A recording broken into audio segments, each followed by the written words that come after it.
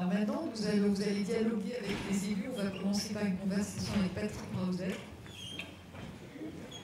qui devrait nous rejoindre, qui est président de Pleine Commune, mais aussi donc les trois élus responsables de ce territoire, c'est Sylvain Robert, Alain Wacheux et Christophe Pilch. Ah, c'est la première fois qu'on a une table ronde. Il n'y a pas, à part moi, de femmes. Mais c'est comme ça. Les élus sont les hommes.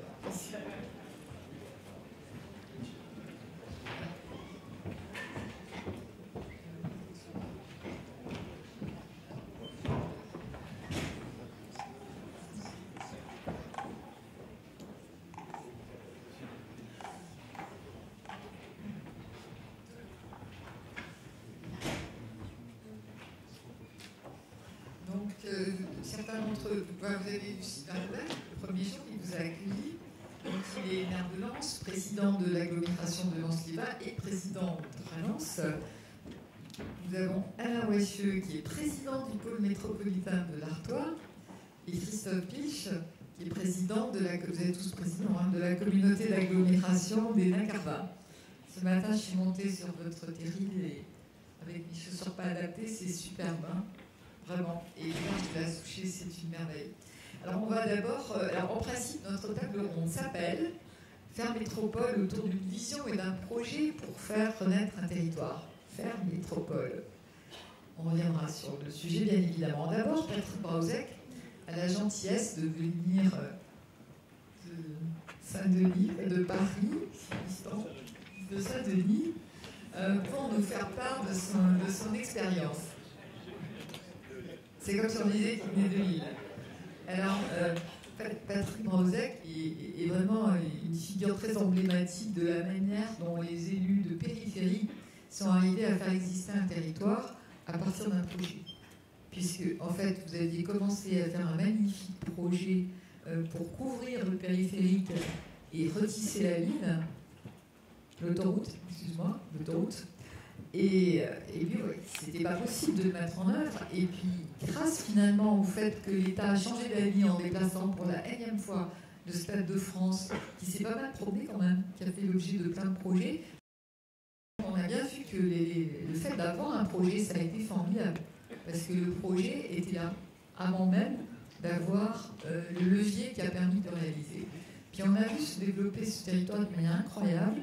Et on voit aujourd'hui qu'il y a une nouvelle phase qui est franchie avec l'accueil. En fait, l'essentiel des Jeux Olympiques, ça va se dérouler sur ce territoire. Alors qu'on parle de Paris, ce que je trouve très, très choquant personnellement. Chaque fois qu'on écoute à la radio qu'on parle des Jeux Olympiques, on parle de Paris. Il ne se passe rien à Paris. Enfin, on ne construit rien à Paris. Tout est construit sur ce territoire. Et c'est jamais évoqué. C'est quand même étrange. Ça veut dire qu'on a quand même du mal à faire le Grand Paris, non? Peut-être. Enfin, c'est pas logique de notre rencontre. Ce qu'on aimerait, c'est que Patrick nous fasse part de son expérience sur la réinvention de centralité, sur comment on met un territoire qui était aussi un territoire en cours de désindustrialisation, en perte de vitesse, comment on le remet en scène et comment on le reconstruit sur ce qu'il est, sur son identité. D'abord, bonjour à chacune et chacun d'entre vous. On va repartir au début de l'histoire, parce que tu l'as évoqué. C'est vrai que Saint-Denis et les villes avoisinantes ont été, toute la plaine Saint-Denis a été pendant quelques décennies le plus grand bassin industriel européen, avec des dizaines de milliers d'emplois sur toutes les grandes branches, chimie, automobile, machines-outils. Et puis à partir du milieu des années 60 jusqu'au milieu des années 80, on a perdu 30 000 emplois, avec ce qu'évoquait Marc tout à l'heure à Saint-Étienne, à savoir des traumatismes à la fois urbains, mais aussi des traumatismes humains très conséquents. Et puis en 1985, à force d'aller à la sortie des usines avec nos écharpes et de dire ça ne fermera pas, et puis 3 semaines après c'était fermé, on s'est dit qu'il fallait peut-être tourner la page. Et le grand mérite de mon prédécesseur à la mairie de Saint-Denis, puisque moi je suis devenu maire de Saint-Denis en 1991, donc Marcelin Berthelot, mais aussi Jacques Raït qui était maire d'Aubervilliers et de Paulette Fausse qui était maire de Saint-Ouen, ça a été de dire qu'il faut tourner cette page industrielle. C'était dur, c'était 3 années communistes, et quelque part, c'était faire le deuil de ce qui avait été ces villes. Mais toujours en gardant ça, pays minier, toujours en gardant cette mémoire ouvrière, et en considérant que c'était peut-être autour aussi de cette mémoire ouvrière qu'il fallait construire le lendemain. Et puis on a travaillé effectivement sur un projet urbain qui donc s'étalait de 87 jusqu'à 90-91. D'abord avec des équipes d'archives qui ont travaillé chacune dans leur coin. Il y avait des regrettés, Pierre Riboulet qui est décédé, Michel Corajou qui est décédé, Christian de Villers, Lyon, Philippe Robert. Et puis on leur a demandé il y avait plein de choses intéressantes dans chacun des projets, donc on leur a dit mettez-vous ensemble et puis proposez-nous quelque chose ensemble. Ils ont créé un GIE, une Podamos 93. Et ils nous ont effectivement proposé un projet urbain. Alors un projet urbain qui, à l'époque, rompait avec l'urbanisme qu'on avait connu depuis quelques décennies. C'était d'abord un urbanisme de rue. On disait, on arrête l'urbanisme de dalle. Donc on retrouvait la rue, on retrouvait le frottement entre la voiture et le piéton. C'était un urbanisme de liaison, et non pas un urbanisme d'objet. On comptait beaucoup sur ces liaisons. Et puis, c'était un urbanisme qui se voulait être aussi à dimension humaine, sans grande hauteur. On le regrette un peu maintenant, enfin, on y reviendra. Voilà. Et puis après, comme tu l'as dit, il y a eu cette aventure du Stade de France, avec un certain nombre d'exigences de notre part. On se sentait bien que si on n'était pas exigeant dès le départ, on risquait d'avoir une sorte de soucoupe volante qui allait se poser sur le territoire et qui ne ferait pas bien. Et d'ailleurs, quand on m'a contacté pour savoir si j'acceptais ou non l'hypothèse, la décision n'était pas encore prise, il fallait travailler, mais l'hypothèse de l'implantation du stade, la première chose que j'ai faite, c'est de réunir tous les archives avec les urbanistes avec lesquels on avait bossé et de dire à quelles conditions on l'accepte. C'est quoi la liste des causes? Et on l'a faite. Parallèlement, c'est assez amusant parce que parallèlement, on avait créé l'année d'avant, sans savoir que le stade allait atterrir ici, on avait essayé d'associer le monde de l'entreprise, de quelques entreprises qui restaient. Pour nous dire, on est parti avec une association qui s'appelait Saint-Denis Promotion, où on avait rassemblé, au-delà de la municipalité, 12 entreprises, qui soit restaient, une qui était venue Panasonic, pour dire il faut qu'on associe aussi le monde de l'entreprise à ce devenir du territoire, avec cette idée de vrai partenariat. Alors c'est vrai que... C'était original pour une ville communiste. Oui, je ne te dis pas ce que j'ai entendu de la part de la place du colonel Fabien. J'allais me marier avec le grand capital. Et puis, de l'autre côté, le chef d'entreprise qui avait pris l'initiative avec moi, qui était un entrepreneur local, il se faisait taper sur les doigts par le CNPF de l'époque, considérant que c'était un traître à... Un mariage contre nature. Complètement contre nature.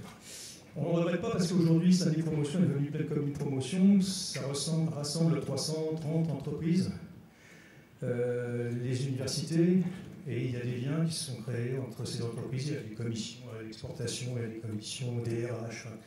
Tout ça, ça foisonne, ça travaille, et c'est très bien. Et puis donc, il y a eu le Stade de France. C'était pas gagné. On voyait bien des promoteurs, des investisseurs arriver sur le territoire, et puis, dans un premier temps, repartir, parce qu'ils voulaient voir un peu comment tout ça allait vivre. Ça a plutôt bien vécu. Alors, bien évidemment, je pense que la cerise sur le gâteau, c'est la victoire peut-être de l'équipe de France, parce que ça a donné une image à ce stade. Et puis, c'était l'époque où on parlait des Black Blombers d'une manière très positive. C'était la victoire des Black Blombers. Donc tout ça a été eu un effet dynamique. Puis je rejoins ce qui a été dit dans la table ronde précédente sur l'idée de fierté, de dignité retrouvée pour les populations. Jusqu'à présent, on n'est pas dans le même rapport de l'île-Lens ou de Saint-Étienne-Lyon, et même si pendant tout un temps, Paris, qui n'était pas connu, on l'a nommé Paris près de Saint-Denis. Mais bon, ça a un peu changé, c'est au Moyen-Âge. Donc depuis, il n'y a plus... on s'est resté modeste, même si au bout du compte, on espère bien un jour. Mais bon, en tout cas, nos banlieues, pas toutes les banlieues, mais nos banlieues du Nord, avaient toujours été un peu considérées, c'était Rallye qui disait on était les communs, les commodités de Paris. On y mettait tout ce qu'on ne voulait pas dans Paris. Il y a quelques cimetières parisiens qui sont de l'autre côté du périphérique.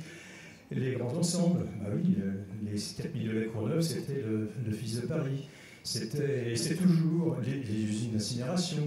Tous les jours encore, aujourd'hui, du centre-ville de Aubervilliers partent toutes les autoroutes, mais partent toutes les voitures poubelles de la ville de Paris. La propreté de Paris est installée à Aubervilliers. À Saint-Denis, on avait tous les dépôts de pavés. Alors, en 68, ça nous a servi, mais après... Mais voilà, on était les commodités. Et là, pour la première fois, on disait à cette population, on envoyait un message en disant « Vous êtes digne d'accueillir un équipement à portée internationale ». Et je peux vous dire que ça change beaucoup de choses dans la tête des gens. Parce que même si alors, il y a eu les chantiers, il y a eu des gens qui ont été embauchés, soit directement dans les chantiers, par des entreprises, il y a des emplois induits par l'arrivée d'un grand nombre d'entreprises, parce qu'on avait perdu 30 000 emplois, on en a regagné 30 000 en 10 ans, enfin en 15 ans. Et alors pas les mêmes, bien évidemment. Ça c'est une autre question, et c'est en lien avec ce qu'on disait tout à l'heure sur les questions de formation, etc. Mais ce qui a été particulièrement intéressant, c'est que quelle que soit la situation personnelle, socio-économique des personnes, l'estime de soi était retrouvée. On était dans un territoire qui compte. On se retrouvait dans un territoire qui compte. Et c'est à partir de 98, donc je ne sais pas si c'était le 13 juillet, parce que maintenant, contre le 12 juillet, la victoire de l'équipe de France, le 14 juillet, on a beaucoup travaillé. Mais à partir du mois septembre 98, on s'est dit il faut qu'on réfléchisse à ce que peut être le développement de ce territoire. On avait quand même l'intuition que ça allait repartir. Et comme on avait créé un syndicat intercommunal entre Saint-Denis, Aubervilliers et Saint-Ouen, on s'est demandé est-ce qu'on reste dans ce périmètre-là ou est-ce qu'on s'étend aux villes finalement de l'arrondissement de Saint-Denis. On aurait pu d'ailleurs aller plus loin, parce qu'on s'était aperçu que le bassin d'emploi, c'était tout l'est de la Seine-Saint-Denis, c'était le nord de Paris, on aurait très bien pu aller voir le 18e et le 19e en disant vous venez avec nous, enfin c'était marrant. C'était aussi le sud du Val d'Oise, c'était l'est des Hauts-de-Seine, Villeneuve, Garenne, Villiers, Colombes. Mais bon, pour ces personnes, et puis c'était déjà assez compliqué comme ça, parce que l'intercommunalité n'était pas très bien vécue. En région de France, on s'est cantonné à notre département sur l'ouest du département de Seine-Saint-Denis. Et on a donc créé cette communauté d'agglomération dont on fête les 20 ans. Alors, depuis, on n'est plus communauté d'agglomération, puisque la loi NOTRe est passée par là, et nous sommes le territoire. Et cette communauté d'agglomération, on l'a construite, je le dis parce que c'est souvent un des problèmes, j'ai pu comprendre que ça pouvait l'être encore. On l'a construite sur la base de coopératives de ville. On a une communauté d'agglomération qui est très intégrée, beaucoup de compétences ont été transférées, mais on ne pouvait pas imposer à une ville quelque chose dont elle ne voulait pas. Et on a respecté, depuis 20 ans, on respecte cette règle du jeu. Donc l'autonomie politique réelle. J'ai la chance de présider un territoire avec 5 villes communistes, 2 villes de droite, une ville PS, une ville Europe Écologie Les Verts. Et ça fait bouger les lignes. C'est aussi Marc qui le disait tout à l'heure. Le fonctionnement d'une communauté d'agglos sur la base de coopératives de ville n'est pas le même qu'un conseil départemental, qu'un conseil municipal avec une opposition et une majorité. Toutes les décisions qu'on prend, on les prend quasiment à l'unanimité, sauf parfois un représentant du conseil municipal de la ville concernée, donc comme il va voter contre au conseil municipal, il vote contre au conseil territorial, mais sinon toutes les décisions sont prises à l'unanimité. Et on recherche effectivement ce consensus, non pas au bout, mais un vrai consensus porteur de vraies valeurs, de vrais objectifs, de principes partagés. On avait voté un PLH intercommunal, on vient d'adopter un PLU intercommunal, dans cette diversité que j'évoquais. On a tous travaillé ensemble pour signer avec l'État un contrat de développement territorial, dont l'intitulé c'est Territoire de la culture et de la création. On peut dire que c'est presque divin comme appellation. Et on fait en sorte que ce travail soit toujours celui porté par une dynamique. Alors tu as évoqué effectivement les Jeux Olympiques. C'est certain qu'on est dans une deuxième phase. J'ai toujours l'habitude de dire qu'on est dans le deuxième étage de la fusée, après l'épopée Grand Stade. On a donc l'épopée Jeux Olympiques, avec tout ce que ça induit.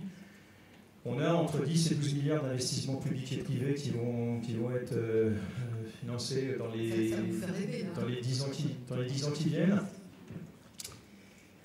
Une des questions, c'est le décalage qu'il y a encore aujourd'hui, encore trop net, entre ce développement économique et la réalité sociale, socio-économique de nos populations.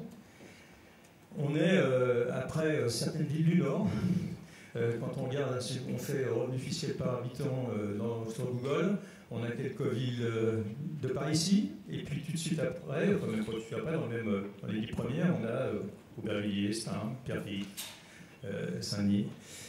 Donc voilà, ça fait partie de ces contradictions, mais néanmoins, on est toujours sur une dynamique positive, constructive, et les gens se sentent de toute manière dans cette histoire-là. Ils sont dans l'histoire. Juste une parenthèse, je le disais tout à l'heure à quelques-uns, il y a quelques temps, pour 4-5 mois, j'accueillais Benoît Apparu à Penco, et dans le débat, il me dit, mais tu as combien de taux de chômage? Je lui dis 17-18%. Oh, j'en rêve. Je lui dis, pourquoi tu en as combien? Maire de Châlons-en-Champagne, Benoît, toujours. Et ancien ministre. Et je dis, il y a Châlons-en-Champagne, il me dit, j'en ai 9%. Je dis, pourquoi tu rêves d'avoir 17-18? Il me dit, parce que moi, je sais comment ça va se passer. Dans 5 ans, j'en aurai plus 5. Dans 10 ans, j'en aurai plus 2. J'ai plus de population active. Et dans 10 ans, j'aurai peut-être besoin de quelques enseignants pour mon école, et puis quelques personnes pour mes EHPAD. Voilà.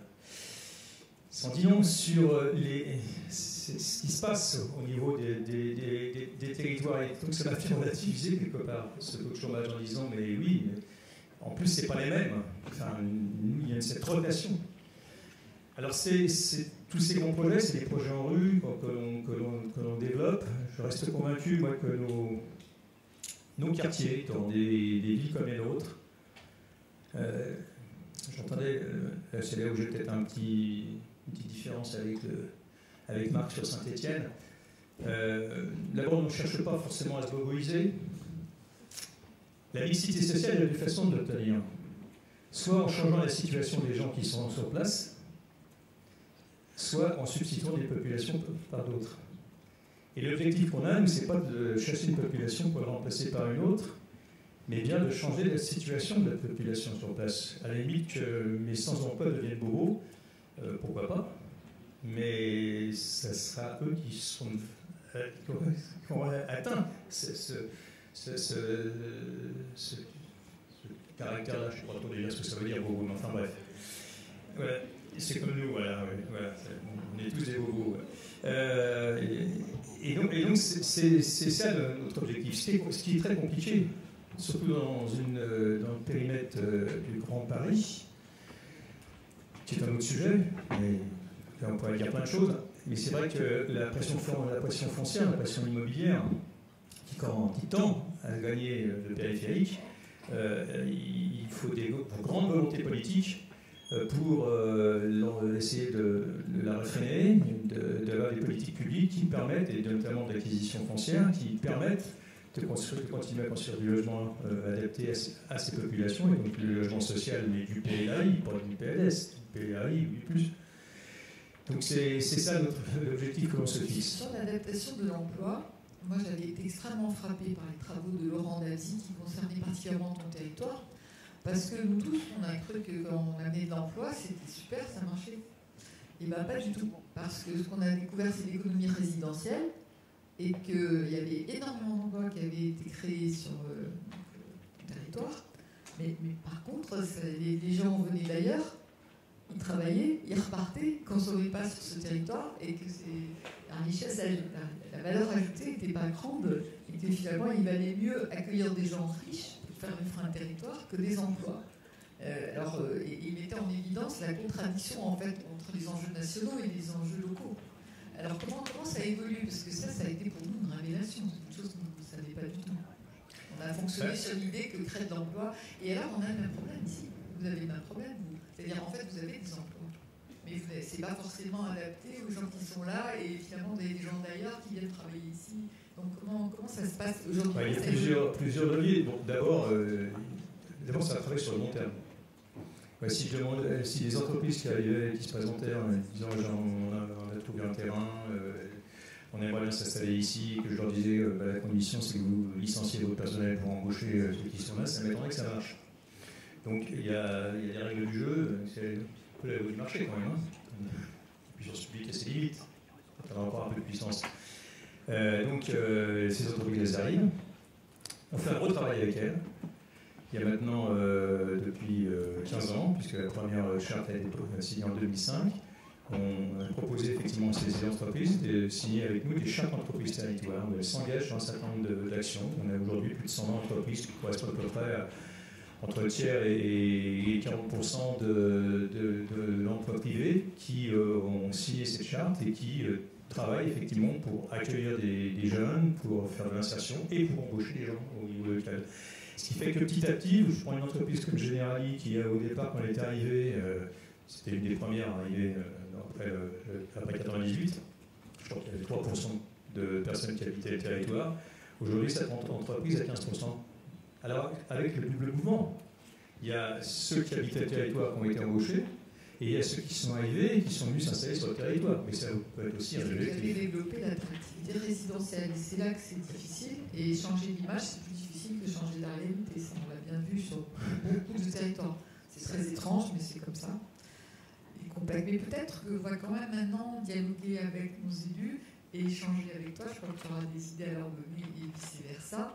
Alors, comment vous réagissez, vous trois, à toutes ces stimulations? Donc, vous avez apporté des expériences venant d'ailleurs. Vous êtes en fait une métropole de fait, ce qu'on a mis en évidence, que le rapport de Jean-Louis Subido et du CGEDD ont mis en évidence. Vous avez 650 000 habitants, vous avez 120 km de long, un chapitre continu de ville. C'est un paysage très très particulier. En fait, vous êtes une sorte de métropole, mais vous ne vivez pas vraiment comme une métropole. Vous êtes débrouillé pour avoir quand même une organisation intercommunale formidable entre vous trois, avec le pôle métropolitain. Mais c'est aussi Pablo Otaola, que vous connaissez très bien, qui avait dirigé Bilbao il y a 2000 et qui est dans le cercle de qualité, qui écrit dans une publication et qui salue le travail qui a été fait. Il dit c'est absolument extraordinaire ce qui a été fait, mais en même temps, j'arrive pas à percevoir l'unité d'action. J'arrive pas à.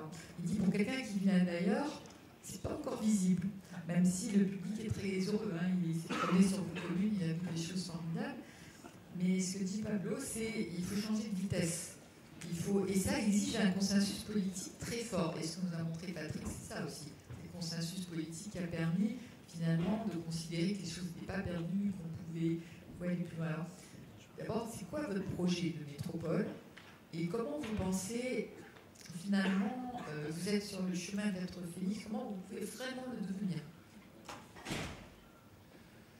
Si la question c'est de savoir si on doit s'accrocher au concept de métropolisation, si la question est aussi simple que ça, la réponse sera précise. Pour moi, la métropolisation, c'est la condition de notre repérabilité et de notre efficacité territoriale. Ça, c'est aussi simple que ça. Il faut quand même se souvenir d'où on vient. Les houillères ont quitté le territoire. Elles ne se sont pas retournées. Elles ont laissé un territoire, et on n'imagine pas aujourd'hui qu'aucun territoire puisse être pris avec aussi peu de considération. Territoire qui a été abandonné, malmené, alors au point de vue, on l'a dit, humain, social, économique, environnemental. Et on parlait des emplois tout à l'heure, pas avec la disparition qu'on constate aujourd'hui de quelques centaines, mais de quelques dizaines de milliers d'emplois. Face à cette situation, les élus locaux ont imaginé un certain nombre de réponses. J'appellerais ça des réponses un peu d'initiative locale. Mais en même temps, il y avait une sorte de posture par laquelle ils demandaient justice et réparation de ce qui était subi. Ce qui a probablement évolué aujourd'hui, c'est que plus que jamais, le territoire se prend en main. Ça ne veut pas dire que nous avons oublié l'injustice dont nous avons été victimes. Ça ne veut pas dire que nous avons encore besoin de partenariats forts et l'État doit être au rendez-vous. Mais le territoire s'est pris en main. Il y a une vraie coopération qui se met en place. Et je l'ai entendu d'autres tout à l'heure, avec un discours qui prend davantage en compte les atouts, avec une sorte de droit à l'excellence qui est revendiqué, et puis on en propose les voies. Dire tout ça, ça suppose quand même que l'on s'organise. Alors j'entends bien la structuration, le formalisme n'est peut-être pas allé à son terme, mais quand même, Euralance est né. C'était formidable de dire que cet objet improbable qui allait se poser sur un territoire, et Daniel l'avait dit, c'était quand même formidable de dire, il ne peut pas ne rien se passer de très structurant pour le territoire autour de ça. On a constaté que l'effervescence possible prenait un peu de temps d'ailleurs à se développer. Aujourd'hui, je la crois réelle. On s'est doté d'un certain nombre d'outils, de structures en commun. Le syndicat mixte des transports fait que notre territoire est concerné dans son ensemble par le même réseau. On a une agence d'urbanisme qui nous concerne ensemble. Et on a aujourd'hui dans les cartons, et dans quelques mois dans la réalité, une agence de développement économique. Enfin, voilà. La métropolisation, oui. Sous quelle forme? Et c'est là qu'il faut qu'on vérifie la bonne adéquation entre les propositions administratives et la réalité du territoire. D'abord, la configuration est un peu originale. 650 000 habitants autour d'une ville-centre qui en représenterait 350 ou 400 000, ça n'est pas du tout les mêmes enjeux, la même façon de traiter le territoire que dans cette, qui a été dit, le chapelet, et nous on aime bien le terme d'archipel aussi, mais de continuité urbaine, mais avec des villes qui, modestement, mais aujourd'hui, heureusement, en dialoguant entre elles, ne représentent au mieux que 30 ou 35 000 habitants. Et quand je parlais de l'offre administrative, c'est que on est dans les territoires. L'agglomération que je préside, c'est de 180 000 habitants, 100 communes. Dans ces 100 communes, il y en a 62 qui ont moins de 2000 habitants. Certaines n'en ayant que quelques centaines, voire quelques dizaines. C'est difficile, on le sait bien, de les faire adhérer à l'idée même de l'intercommunalité, dont tout le monde a le sentiment que ça éloigne, que ça prive d'un certain nombre de prérogatives. Mais quand on leur parle d'enjeux qui ne peuvent être traités efficacement qu'à grande échelle, les élus l'entendent. Ils peuvent y adhérer. Quand on dit que la réussite économique ne se plaide qu'à cette échelle-là, que la repérabilité dans cette si grande région ne se traite qu'à cette échelle-là, ils peuvent l'entendre. Mais en même temps, la proposition administrative d'une agglomération a déjà été un moment difficile à accepter. La communauté urbaine leur paraît éloignée encore de leurs préoccupations, les réponses qui seraient apportées, et la métropole est improbable à leurs yeux. Donc c'est bien une question de métropole, avec un petit peu, je dirais, toute la subsidiarité qu'il faut en attendre, mais il y a une difficulté à faire adhérer au concept, mais au concept formel, administratif d'une métropole, parce que les communes sont peu disposées à transférer massivement des compétences qui leur semblent relever davantage du bon sens quotidien que de la structuration territoriale. Donc il faut absolument qu'on soit capable de s'organiser. Je crois vraiment que ce territoire, avec ces 3 agglomérations, il s'est emparé du sujet, je vais dire d'une certaine façon, ensemble on s'est emparé de la matière, de la matière qu'il fallait travailler. On reviendra, je suppose, sur les quelques lignes de force, mais ça nous a permis de faire émerger et de conforter la structuration du territoire. Christophe en parlera bien plus et bien mieux que moi, mais cette chaîne des parcs, elle a révélé finalement des choses qui nous a été possible de conforter en termes de structuration du territoire. Et puis après, sur plein d'enjeux, et quand on a fait les assises de l'énergie ou de l'éco-transition, que ce soit la culture, que ce soit la façon d'habiter, que ce soit l'économie, enfin bon, sur tous les domaines, on s'aperçoit que beaucoup de choses existent, et s'emparer à la fois de la structuration du territoire et de la possibilité de le développer à travers sa diversité géographique et les différents types d'activités ou de préoccupations, ce qu'on a appelé cette turbine de l'éco-transition, tout cela demande à faire système. Et si on a une difficulté aujourd'hui, c'est à la fois à faire métropole, et je crois que nous pouvons faire métropole, je crois que nous devons faire métropole. Et la deuxième difficulté, c'est comment cette échelle territoriale, et c'est l'a priori que nous avons, permet de faire système. Voilà. Et c'est très difficile de passer d'un constat aujourd'hui plus satisfaisant de bonnes pratiques, de bonnes réponses, d'initiatives, à quelque chose qui nous permettrait de dire ce que nous intégrons aujourd'hui dans notre démarche nous permet de dire que nous répondons aux urgences d'aujourd'hui et nous permet de nous projeter, je ne vais pas parler de modèle forcément, mais pour donner des idées éventuellement à d'autres territoires. Donc métropole, oui, et puis ce souci, comme je le disais, de système à construire parce que nous pensons que cette échelle territoriale est une échelle pertinente pour faire système. Alors je crois que c'est très intéressant ce que vous nous dites sur cette métropole autrement. Et je crois qu'il y a beaucoup de réflexions sur les métropoles autrement. Je voulais signaler, je crois qu'Emmanuel Durandot est là, une collection que sort le PUCA, le plan de construction et architecture autour des métropoles. Et celui-là en particulier qui est pour un nouveau récit territorial de Olga Bouba. Olga qui fait vraiment écho à ce que vous racontez, un autre ouvrage sur la métropole invisible. Alors c'est davantage dans l'observation et moins dans l'action pour l'instant, mais ce serait intéressant que vous viennent observer ce que vous faites, parce que vous pouvez être une sorte de modèle d'une autre façon de faire métropole. Précédemment, on imaginait toujours les métropoles, la ville et la périphérie. Déjà, quand on avait travaillé avec Jean-Louis Subilo et Guillaume Hébert sur Nantes-Saint-Nazaire, avec Laurent Théry qui est ici, on se disait, est-ce que c'est une métropole, Nantes-Saint-Nazaire, c'est une métropole du vide? Jean-Louis était un peu hésitant là-dessus. Il disait, c'est pas une vraie métropole, il a changé d'avis. Et par contre, Laurent Théry disait, mais c'est une métropole autour de la nature. Donc maintenant, on se dit, oui, c'est vrai.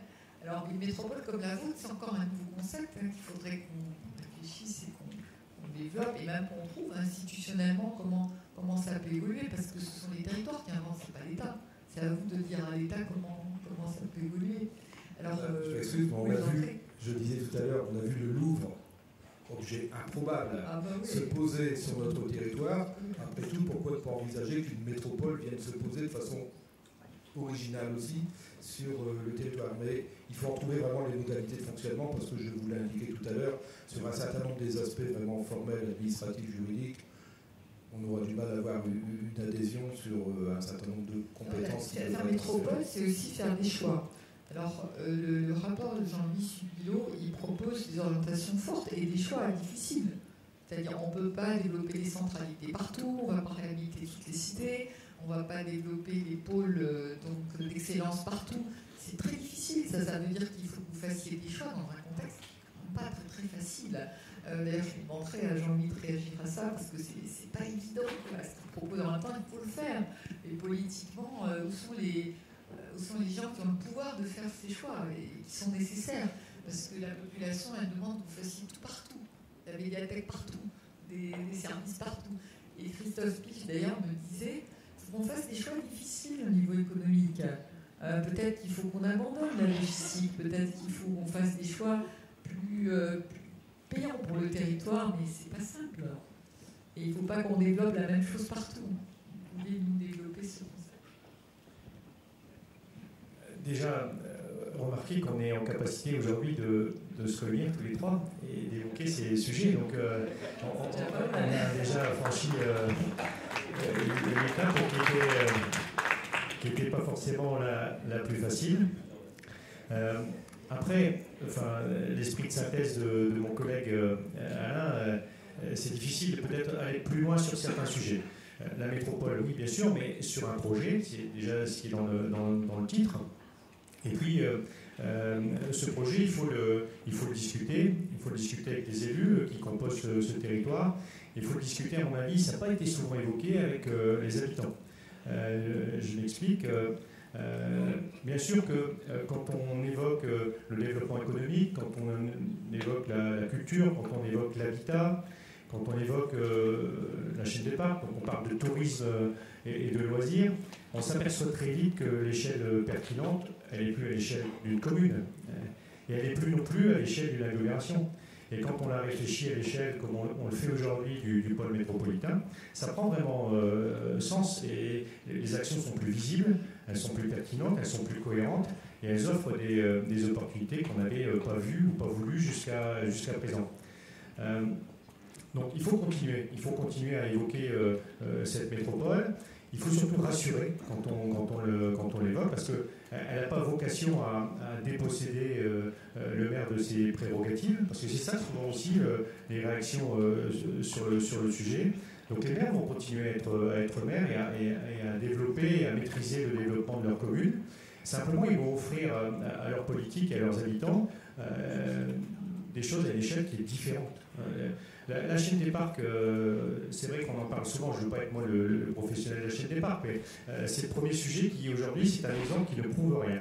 C'est-à-dire qu'aujourd'hui, la ville de Courrières avait un espace de loisirs avec la Souchet qui traversait la commune, des berges qui étaient plutôt sympathiques avec un parc de loisirs, mais ça ne servait qu'aux habitants de Courrières. Et ça les cantonnait de façon très limitée à cet espace. Quand on s'est mis à réfléchir à 3, 4 mètres en disant on peut demain cheminer sur non plus 300 mètres ou 400 mètres, mais sur 10 km, et ça ouvre des perspectives qui sont totalement différentes. Et là, on se retrouve aujourd'hui un peu victime de notre succès, puisque vous y allez le week-end, c'est noir de monde, et les gens viennent pour faire du vélo, de la course à pied, se promener, et avec des demandes qui apparaissent, et puis des possibilités qui apparaissent aussi clairement.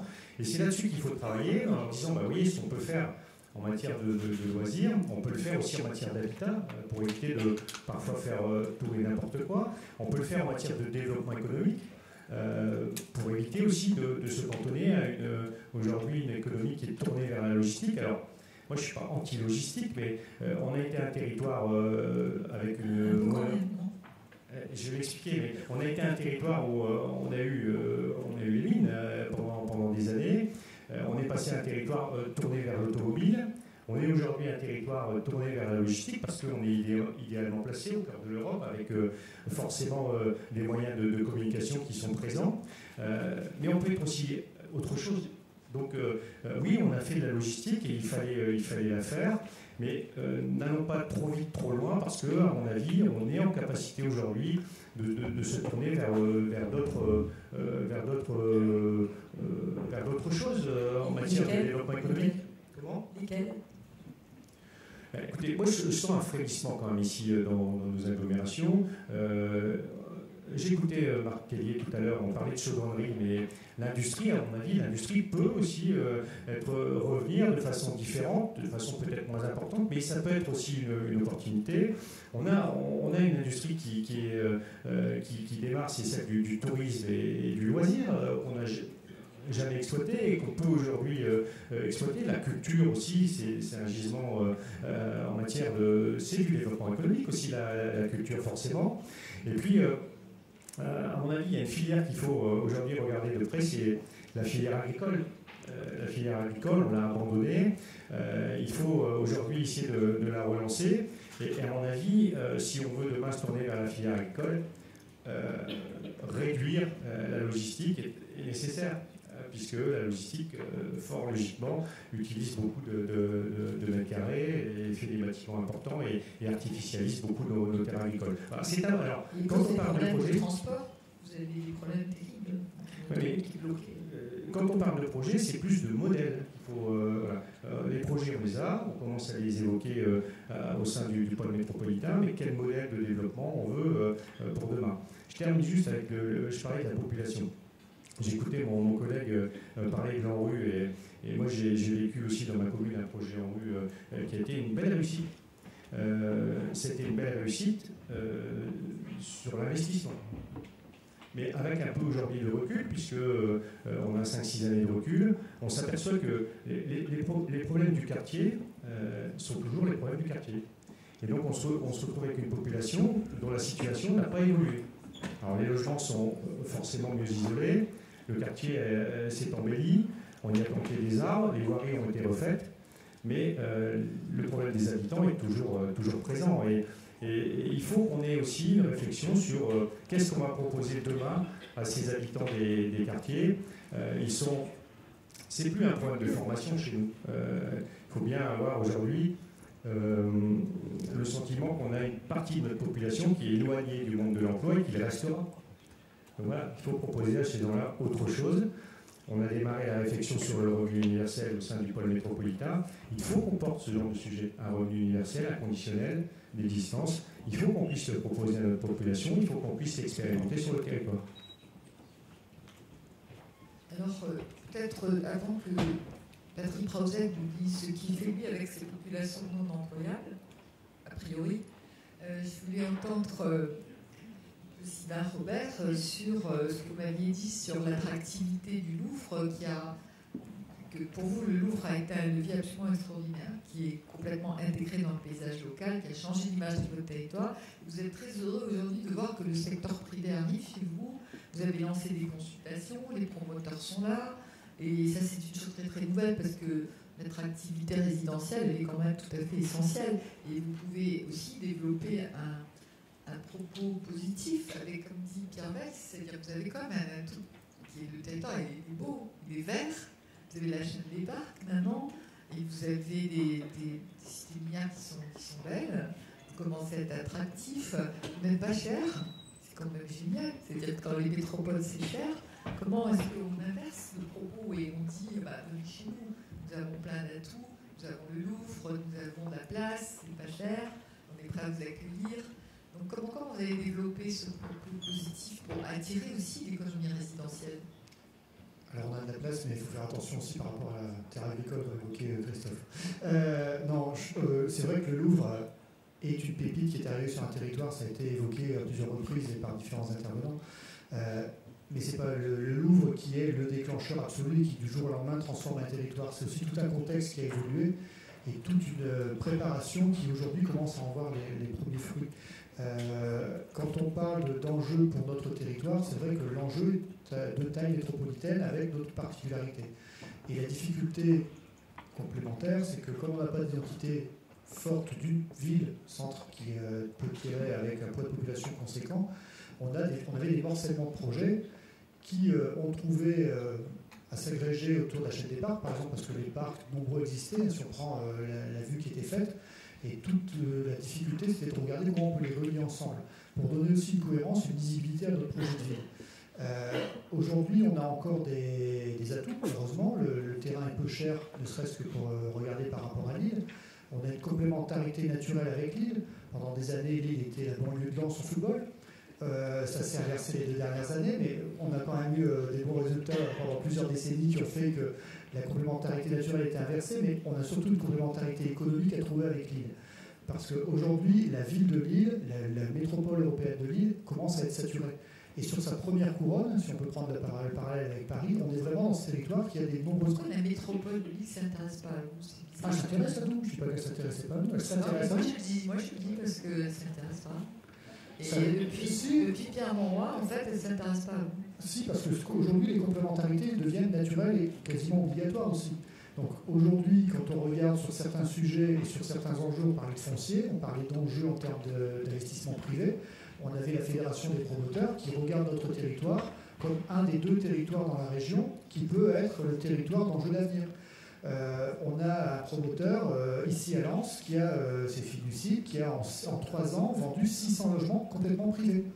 Ce qu'on avait déjà rarement vu, voire quasiment jamais vu. Quand il y avait un promoteur qui faisait 20 logements, on était content quand c'était du privé, quand c'était pas une scène qui le portait, voire quand c'était pas complètement un office HLM, parce qu'on n'avait pas forcément cette habitude, cette possibilité, qu'un promoteur privé s'intéresse à notre territoire, qui arrive à le vendre dans des conditions quand même assez fortes, parce que sur 3 ans, c'est quand même démesuré ce qui a été fait, et qui en attire d'autres, parce que maintenant, sur des appels à projets qui sont réalisés, on a le choix de faire un choix, entre guillemets. Les investisseurs arrivent avec un projet qui peut valoriser le territoire et sur lequel on peut se positionner. Là où avant, on était bien content d'en trouver un qui s'intéresse à notre secteur. Donc on est vraiment dans ce tournant où les promoteurs privés, par intérêt sûr, mais aussi peut-être par ambition partagée, s'intéressent à notre territoire. Et je parlais du promoteur qui a fait les logements. Aujourd'hui, il a vendu quoi? Quand il a vendu le produit, il a vendu son produit logement, il a vendu l'attractivité d'un territoire, il a vendu le Louvre. Voilà, si on ne parle pas du Louvre ici, si on ne parle pas du football, si on ne parle pas de la desserte TGV, j'espère que ce ne sera pas pour des mauvaises nouvelles dans les prochains jours. Quand on ne parle pas de développement, même en parlant du golfe d'Arras, on est sur un territoire qui est ramassé, qui est assez restreint en termes de surface, mais qui a des enjeux et des atouts phénoménaux sur l'ensemble de ces thématiques. Donc aujourd'hui, c'est vrai que le virage est pris. Le Louvre nous a permis d'avoir une notoriété, une visibilité qu'on n'aurait pas pu avoir sans cette arrivée chez nous, qui a été entretenu aussi parce que tout à l'heure, alors on n'en est pas à 10-12 milliards d'investissements, mais quand on regarde l'ensemble des investissements publics qui ont été faits, on n'est pas loin, un peu plus d'1 milliard sur notre territoire. Les réserves initiées aussi par Daniel à Liévin, c'est aussi compléter notre offre et notre identité culturelle, mais qui amène derrière aussi une autre visibilité à notre projet de territoire. Ce qu'on a d'ailleurs fait dans notre agglomération, et qu'on a partagé au sein du pôle métropolitain, de donner nos priorités au sein d'un projet de territoire qui donne des filières stratégiques sur lesquelles on s'est positionné en termes de priorité d'action et qui nous donne cette ambition sur le moyen terme. Après, quand on parle de complémentarité avec Lille et comment on peut, le Lillois s'intéresse au Lensois, on a un sujet qui est un sujet, c'était Alain qui l'avait porté à la région, qui est le transport régional, le réseau express Grand Lille, qu'on avait appelé à ce niveau-là, avec un hub qui se pourrait situer sur Hénin-Carvin, une desserte qui arriverait sur le bassin minier, qui serait un vrai outil, un vrai enjeu d'aménagement de territoire. Et quand aujourd'hui le cadencement des trains n'est pas forcément satisfaisant sur la desserte de la métropole et se reporte sur l'autoroute A21 à 1, c'est pas du tout satisfaisant et c'est pas du tout attractif pour notre territoire alors qu'on a l'ensemble des autres atouts. Comment faire pour l'obtenir alors là, si on avait... j'allais dire, si on avait encore des élus régionaux, peut-être qu'on aurait peut-être pu pousser différemment. Mais aujourd'hui, on a des discussions aussi avec la région, parce que ça dépend de la région. Et une difficulté supplémentaire, c'est la grande région. Aujourd'hui, la grande région et l'unification du Nord-Pas-de-Calais avec la Picardie n'a pas été un élément d'accélérateur dans ce sujet-là, parce qu'il y a aussi d'autres mobilités à percevoir. Et nous, on était tout ce qui était... je ne sais pas dans quel public, c'est... le débat public. Voilà, le débat public avait été réalisé, finalisé, pour dire de pouvoir porter le projet. Donc on était vraiment dans les starting blocks. Et donc là, maintenant, on est sur la contrainte de réalisation. Donc on est, comme le dit Daniel, toujours sur cette difficulté, cette logique de dire un enjeu de mobilité qu'on a commencé à prendre vraiment de par notre positionnement sur le pôle métropolitain avec... Comme dit Patrick, il ne faut pas jamais partir perdant, il faut partir gagnant. C'est ce qu'il a fait, Patrick. Il est parti gagnant, il n'y a aucune situation désespérée. On va demander. On ne part pas perdant. Non, je sais. Au contraire, on veut donner cette ambition. Mais nous, on aimerait que vous soyez encore plus punchy, quoi. Ouais. Après dans le sens de l'histoire de notre territoire, il y a toujours eu une difficulté, à un moment dans la reconnaissance de l'État, sur l'engagement qui avait été l'engagement de notre territoire sur un contexte économique national. Parce que pendant des années, ce qui a permis d'alimenter la construction, et donc à la hauteur des possibilités du territoire. Et aujourd'hui, ce qu'évoquait Christophe, c'est la possibilité de regrouper des collectivités pour dire de pouvoir porter cette ambition sur une échelle qui dépasse la structure géographique qui aujourd'hui nous regroupe dans nos agglomérations. Mais on a cette étape-là à passer. Et encore une fois, ça fait partie de l'ambition commune qu'on a portée à travers la constitution du pôle métropolitain. Tu as des conseils à leur donner, Patrick? Après, vous tous, vous pourrez vous exprimer, pas pour des conseils, mais pour vous dire ce que vous avez ressenti, si vous avez aimé le territoire, ce que vous avez envie de dire. Sur cette interpellation sur le PPA, j'ai dit tout à l'heure, le territoire, il s'est emparé... on s'est emparé collectivement de la matière, on la travaille et on s'est doté d'un certain nombre de réponses. Le Ralance, le PMA, j'ai cité l'agence de développement, l'outil d'aménagement. Très clairement, le PPA, dont on nous dit d'ailleurs qu'une petite étude est en cours pour nous dire exactement quels en sont les moyens, les tenants, les aboutissants. Et donc on va attendre, c'est très clairement ces délégations. Il faut attendre. Hein. Non, attendez. Quand on nous dit que c'est conditionné ou que c'est dans l'attente d'une réponse à une étude en cours, c'est le discours aujourd'hui de la délégation interministérielle au niveau du bassin minier, donc je l'entends. Mais très clairement, si c'est le cadre qui est au-delà du label. Et quand vous me dites qu'il y a un label, oui, c'est un label qu'on ne retrouve que 6 fois au niveau national, autant que nous soyons un des 6. Bon. Mais si, au-delà du label, ça n'est pas la reconnaissance d'une mobilisation réelle et du territoire, de ses préoccupations, de ses enjeux et de sa possible mobilisation donc, avec l'État, alors personne n'aura de visibilité sur la valeur ajoutée du dispositif. Et très franchement, tout dispositif dans lequel nous nous engageons nous impose, et c'est heureux, de nous poser la question de nos enjeux, de la façon dont nous pouvons nous en emparer et des voies que nous pouvons proposer. Mais à chaque fois, cela nous pose la question aussi du partenariat fructueux qu'on peut établir avec d'autres niveaux de collectivité, et y compris avec l'État. Donc si ce PPA est le cadre pertinent de ce partenariat et de cette mobilisation conjointe, au service d'enjeux dont nous aurions estimé également qu'ils sont les bons et qui sont ceux qui sont dignes d'être servis, moi, j'ai aucun problème avec ça. Et s'il suffit seulement d'afficher notre détermination en mobilisant un tel outil, nous le ferons. Je reviendrai sur un autre sujet qui a été évoqué peut-être tout à l'heure par Christophe, mais je vais laisser réagir mon voisin. Merci. D'abord, je n'ai pas de leçons à donner, mais peut-être en vous écoutant, d'abord, ce que j'aimerais bien que vous fassiez métropole autrement, ça, si vous pouviez nous donner un bel exemple d'une métropole qui n'est pas une métropole qui aseptise, qui homogénise, mais qui, fort de ses spécificités, fort de ses particularités, fait métropole en partant des territoires.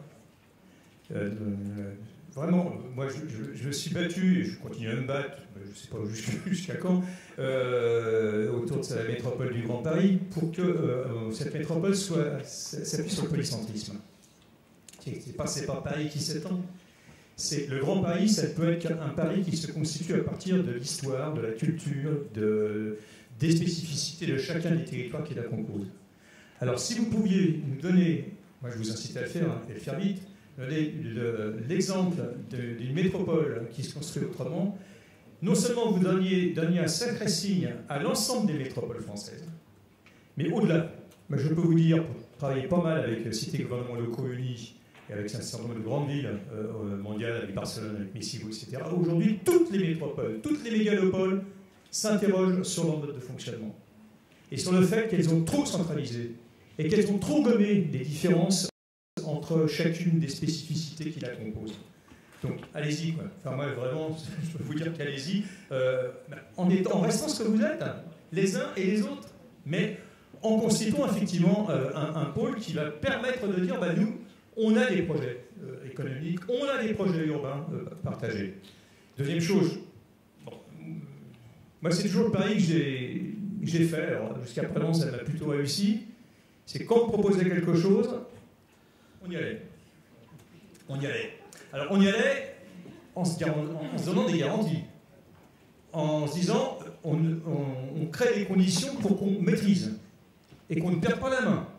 C'est ça qu'il faut aujourd'hui négocier dans le cadre du PPA. C'est de dire, que dans ce partenariat, qu'est-ce qu'il nous reste, qu'est-ce qu'on va continuer à maîtriser jusqu'où. Voilà. Et peut-être poser un certain nombre de conditions là-dessus. Mais moi, je suis convaincu que là aussi, si vous étiez parmi les 6 qui aujourd'hui répondaient présents sur un des projets comme celui-ci, vous avez tout à gagner. Tout à gagner. Alors, la question, je crois que c'est toi, Sylvain, qui disait, non, peut-être toi, je ne sais plus, c'est l'histoire de l'œuf et la poule, quoi. C'est-à-dire, est-ce qu'il faut que ça... Est-ce que c'est ce qui va venir d'en haut qui va permettre de mobiliser le bas, ou est-ce que c'est le bas qui permet d'alimenter le haut? Moi, je crois que c'est dans un truc un peu réciproque, quoi. Il y a des choses, des fois, qui tombent du haut. Le stade, alors, on s'est quand même battu pour l'avoir, parce que, comme l'a dit Ariella, il a tourné dans différents sites. Mais quand on l'a obtenu, c'est avec un certain nombre de conditions. Il est venu du haut, mais on l'a appuyé sur le bas. C'est-à-dire, il n'a jamais été hors sol. Parce qu'effectivement, on a créé ces conditions. Donc soyez très vigilants, bien sûr, mais surtout très... il faut que vous soyez... il faut que vous fassiez des propositions très fortes qui viennent de vous, pour qu'on ne vous impose pas quelque chose qui vient d'ailleurs. Puis deux, trois dernières choses, c'est... Tu as dit, Ariella, que le problème, c'est que tout le monde veut tout partout. Mais non. Moi, je suis convaincu, enfin, je ne sais même pas que je suis convaincu, parce que mon expérience m'amène à dire que les citoyens, ils sont pas aussi primaires que ça, ou stupides que ça. Ils savent qu'on ne peut pas avoir tout partout. Ce qu'ils demandent, c'est que là où ils sont, il y ait quelque chose qui les identifie. On a tous besoin d'identité. Et à partir du moment où, dans un quartier, ou dans une commune, même la plus petite ville, la plus petite commune, il y a quelque chose qui caractérise ce quartier ou cette commune, qui va faire en sorte que des gens hors de la commune ou hors du quartier vont venir de manière positive, parce qu'ils savent que là, ils vont trouver quelque chose d'intéressant. Bah, c'est comme la médiathèque qu'on a vu tout à l'heure. La médiathèque de Grenoble.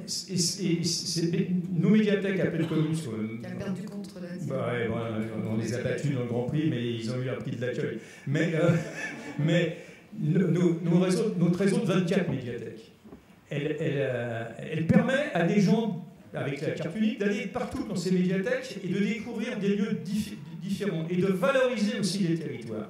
Donc cette question de la valorisation des territoires, elle est importante. Puis dernière chose, mais ça vous l'avez dit aussi, puis je pense qu'on est tous convaincus, et j'avais noté sur un petit bout de papier tout à l'heure, Saint-Étienne, Lyon, Lille, Lens, Paris, Saint-Denis. Quand est-ce qu'on sort de ça, quoi? Quand est-ce qu'on sort de ça? C'est-à-dire, qu'est-ce qu'on fait aujourd'hui? Et là aussi, on doit pouvoir être moteur, pour qu'on ne soit plus dans cette concurrence, pour moi, complètement stérile, mais dans cette complémentarité, je crois que c'est toi qu'on a parlé, dans la complémentarité avec les autres. C'est-à-dire, qu'est-ce que nous on apporte et qu'est-ce qu'eux ils nous apportent. Et comment on crée effectivement des liaisons qui permettent de dépasser ces vieux clivages. On ne cachera pas les clivages footballistiques, hein, ça c'est certain, mais les autres clivages, on peut effectivement les évacuer à partir du moment où il est dans un respect réciproque. Moi, c'est ce que je reproche aujourd'hui dans la façon dont cette métropole du Grand Paris s'est construite, pour en revenir et pour en terminer par là. C'est qu'on gomme les différences, on gomme les spécificités, et on fait comme si on allait dans une grande métropole où tout le monde serait pareil. Mais Neuilly ne sera jamais Saint-Denis. Heureusement pour Saint-Denis.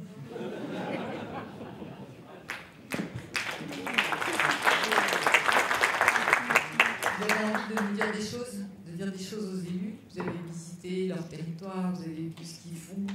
Alors déjà, que vous sachiez que Genk, ils sont restés, ils ont visité, et le maire, il veut absolument faire la chaîne des parcs. Donc, on faut qu'on fasse la chaîne des parcs d'ici jusqu'à la Belgique. Il m'a dit qu'il faut que ça passe par Maastricht. Alors bon, David, il a du boulot pour l'éternité, là. Mais c'est formidable, tout ce lien sur le bassin minier, ça leur a donné envie. Ils sont partis avec des... Ils sont émerveillés par ce que vous avez fait, comme nous, on a été émerveillés par ce qu'ils font. Donc voilà. Alors, est-ce que vous avez envie de dire des choses à nos élus? Donner des idées? Oui, je vois. Tout ça. D'abord, Jean-Louis, ce serait bien que tu dises quelque chose, Jean-Louis. Hein, quand même, tu as fait tellement pour ce territoire. Vous devriez donner la nationalité là, du pôle métropolitain de l'Artois. Jean-Louis Subilot, tellement il aime votre territoire, il est investi. Ouais, tu pourrais. Alors, Jean-Louis, dis-nous un peu ce que tu penses. Tu n'as pas le micro? Où sont les hôtesses là pour donner un micro? Mais non, il y a des charmantes hôtesses qui vont donner un micro là. Est-ce qu'il y a d'autres personnes après qui veulent s'exprimer? Bon, alors, moi je voulais simplement dire que les visites, je crois, ont montré à tous qu'il y avait énormément d'initiatives sur le territoire, beaucoup de qualité. Les débats, on a entendu Marie Lavandiot, on a entendu Marc Tellier tout à l'heure, on a entendu Natacha Lacroyère, et vous avez entendu beaucoup d'autres acteurs sur les terrains. Il y a des acteurs passionnés qui inventent des choses dans la relation à la population. Mais il y a une chose qui manque ici. Ça fait 10 ans que j'y travaille. J'ai travaillé peut-être plus longtemps avec Patrick Rosec encore. C'est effectivement peut-être que vous les élus, vous voyez, je suis audacieux, je me permets de m'adresser à vous, vous ayez presque plus confiance en vous. parce que vous avez des projets. Et vous l'avez dit, on veut faire retrouver la confiance et la fierté au territoire. Ayez confiance. Daniel Percheron nous a souvent emmenés dans des grandes envolées. Ayez confiance. Et finalement, je pense qu'on commence à voir tout le travail qui a été fait. Le travail est valable à grande échelle. Et si je peux me permettre, puisque j'ai l'État près de moi,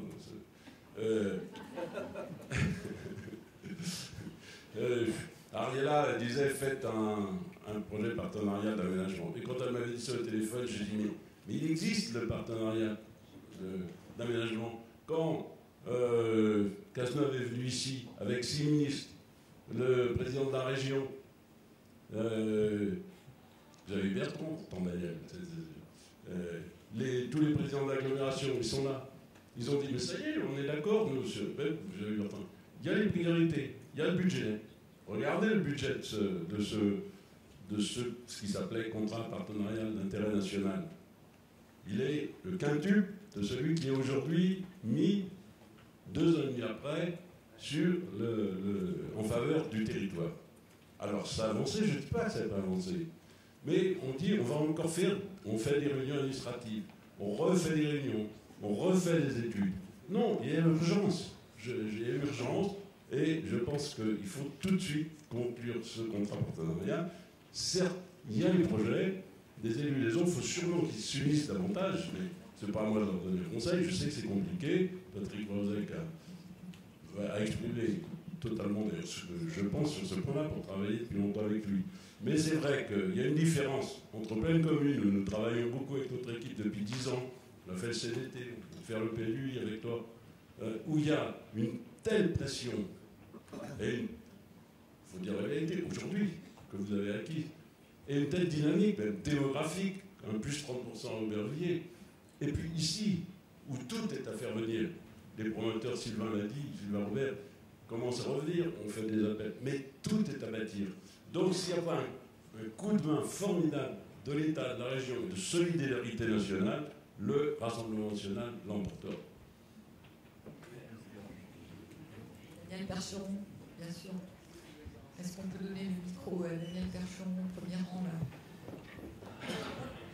Voilà, il y a l'État qui se déplace pour... Je le remercie d'être l'État au service des collectivités. Bon, moi je voudrais dire que je suis vraiment complet par ces 2 journées. Je vous remercie pour votre pédagogie incisive et complète. Le constat amical et fraternel. Le constat est là. Enfin, après l'indifférence glacée des Houillères, après cette traversée douloureuse, ô combien douloureuse, du désert, après que nous constations que les barbares sont aux portes, dans le bassin minier, l'intelligence territoriale collective existe.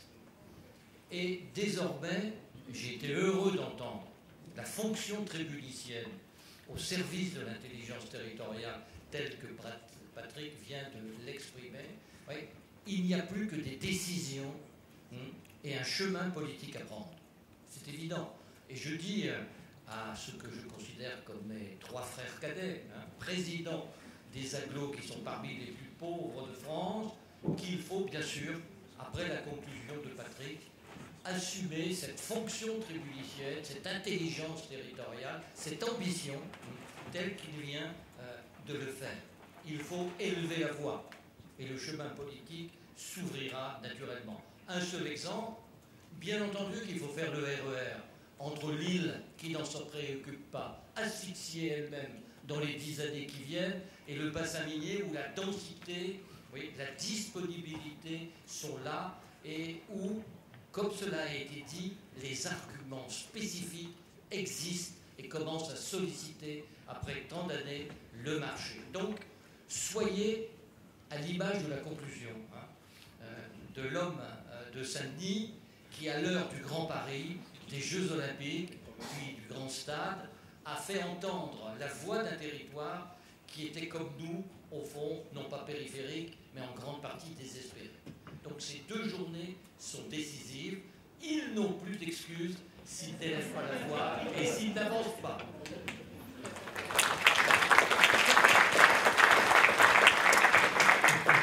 il y a tout ce que tu dis. Peut-être qu'il faut que vous mesuriez que votre union sera votre force. Et ça, c'est quand c'est parti, c'est difficile à contrecarrer. Et c'est pour ça que je disais, il faut que vous soyez ambitieux, enfin, vous avez l'air de l'être, et qu'avec, franchement, vu de ma métropole du Grand Paris, dont je désespère un peu, vous feriez métropole autrement, et ben vous enverriez un sacré signe. Et y compris par rapport à des débats, parce que Jean-Louis l'a souligné, c'est le danger des barbares, etc.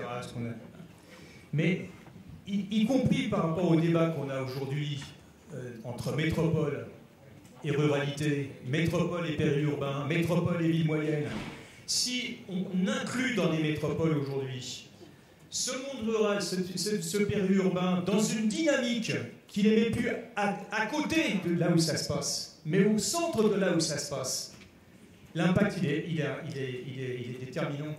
Et je découvert, et je regardais un tout petit peu en même temps ce qu'il y a écrit dans ce bouquin, mais ce qui est peut-être le plus important, c'est l'histoire. Vous n'allez pas raconter des histoires, mais raconter une histoire.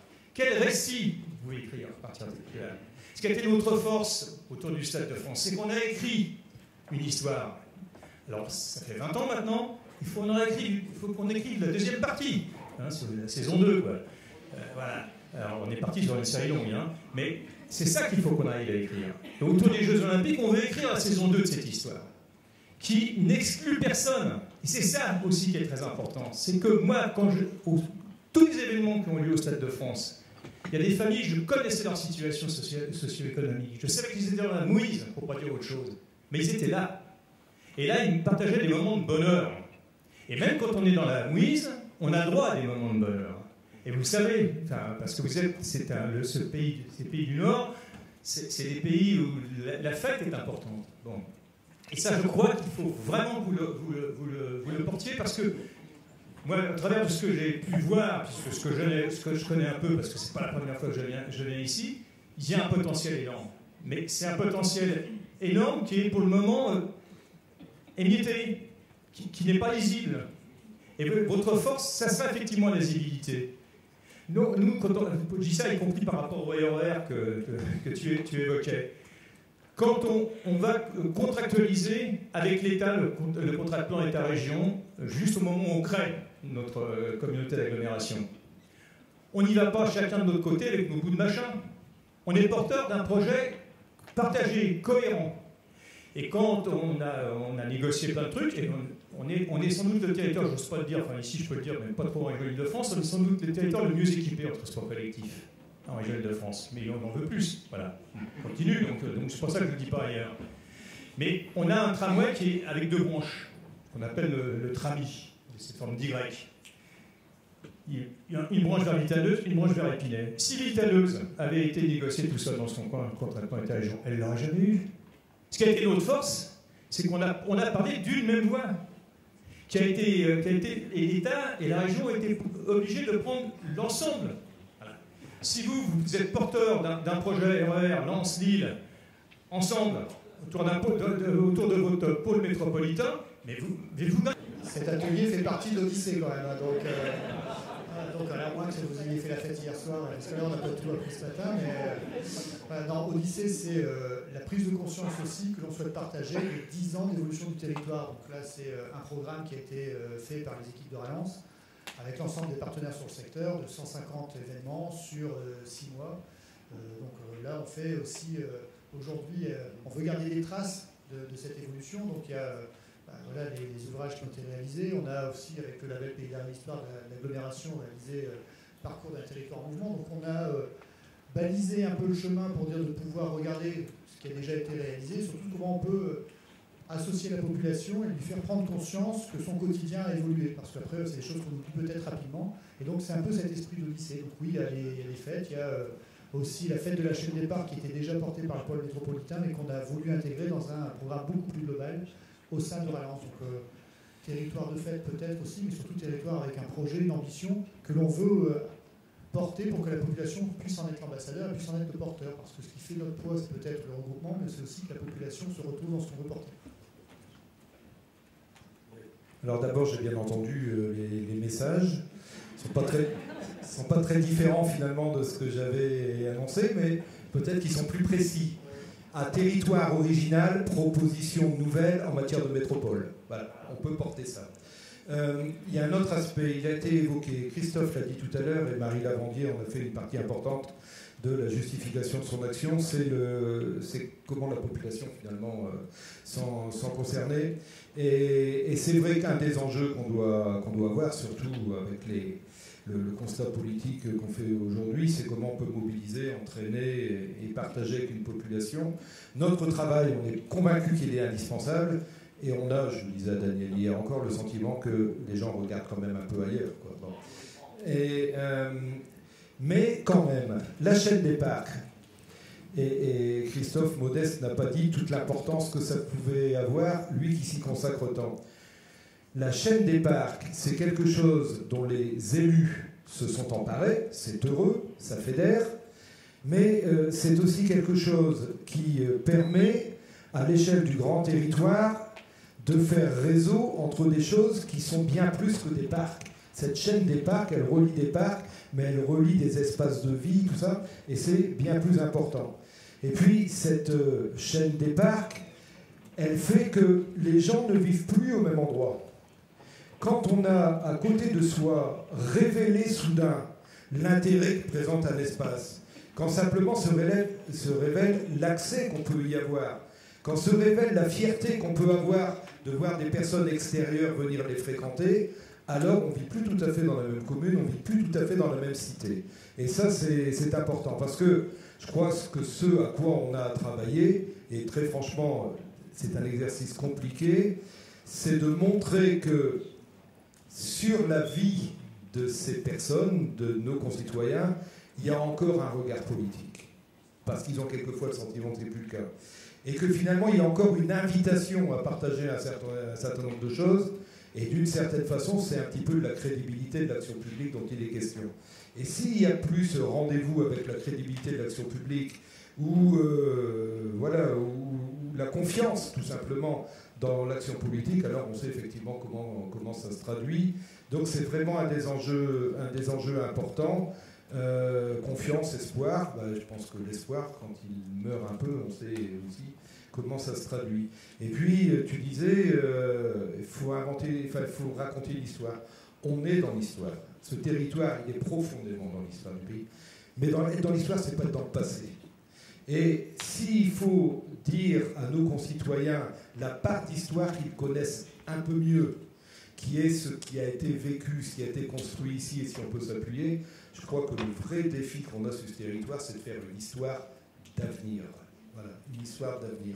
Et peut-être que la métropole originale est le bon contexte pour l'écrire.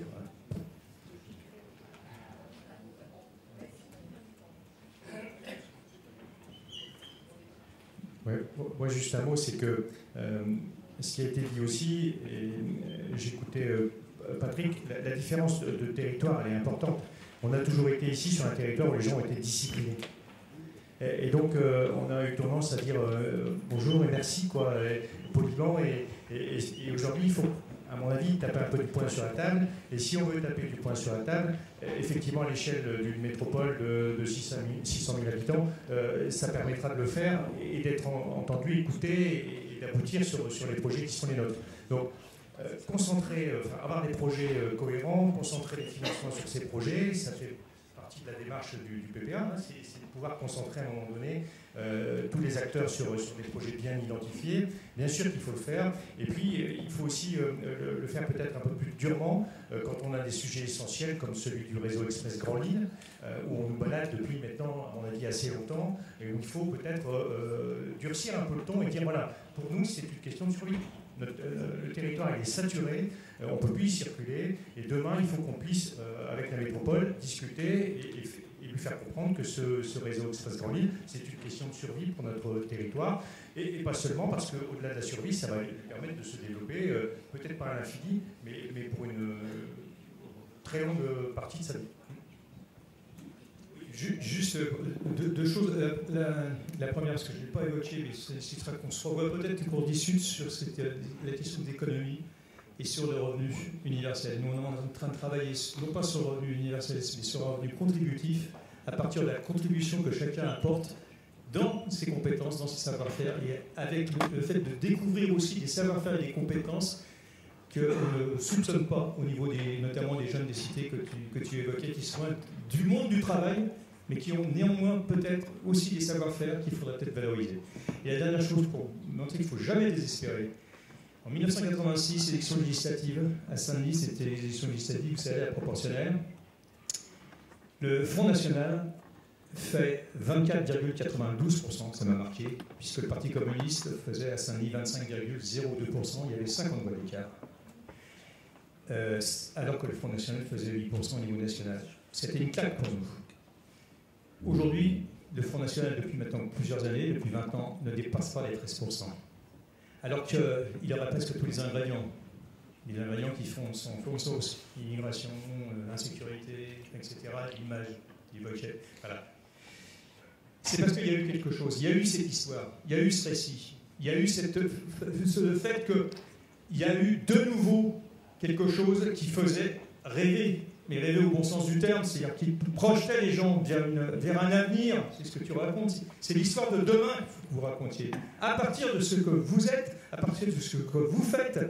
Et je pense que votre métropole peut être quelque chose d'extraordinaire, y compris pour des territoires comme le nôtre, parce qu'on pourra se ressourcer aussi à partir de votre expérience. Et on a besoin de se ressourcer les uns les autres pour pouvoir continuer à travailler et à produire et à faire en sorte qu'on ne tombe pas dans la barbarie. Merci, vous avez été tous absolument formidables. Moi, j'aime bien tenir les temps. Il est 5 heures. Maintenant, l'État va parler. Paul Delduc qui est venu avec une immense amitié.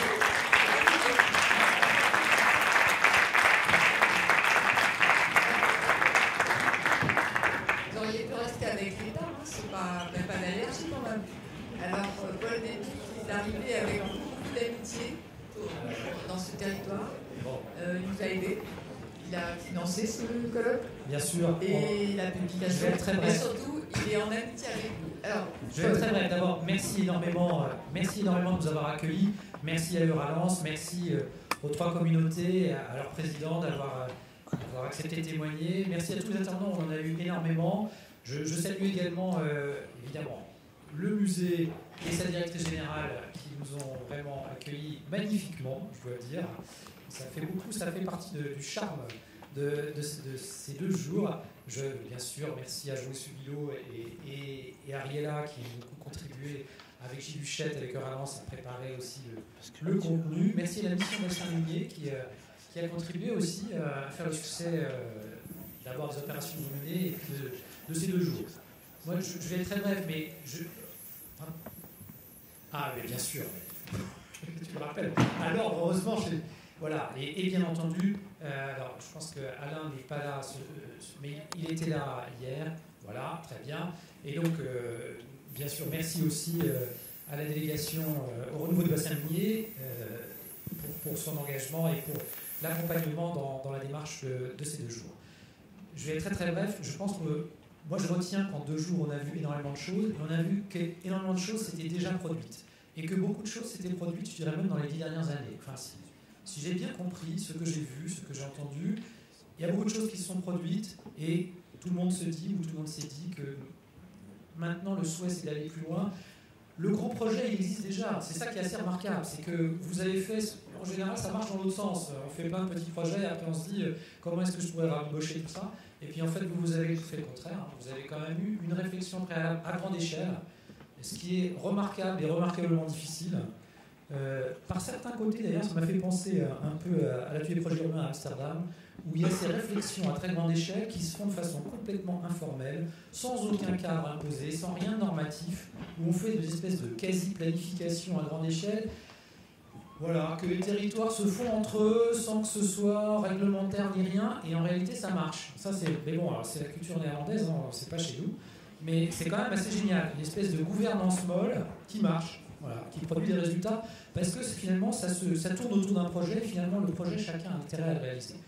Moi, ce que je retiens, c'est qu'effectivement, l'enjeu pour nous, pour l'État aussi, c'est de soutenir le territoire pour qu'il passe à la vitesse supérieure sur un certain nombre d'opérations, qu'il les fasse déboucher. Ça a été dit par Jean-Louis Soubilot, vous avez plein d'opérations qui sont dans vos cartons, qui sont prêtes ou qui sont presque prêtes. Tout ce que je peux dire, c'est qu'on est vraiment désireux de vous aider à les faire aboutir en alignant les forces nécessaires.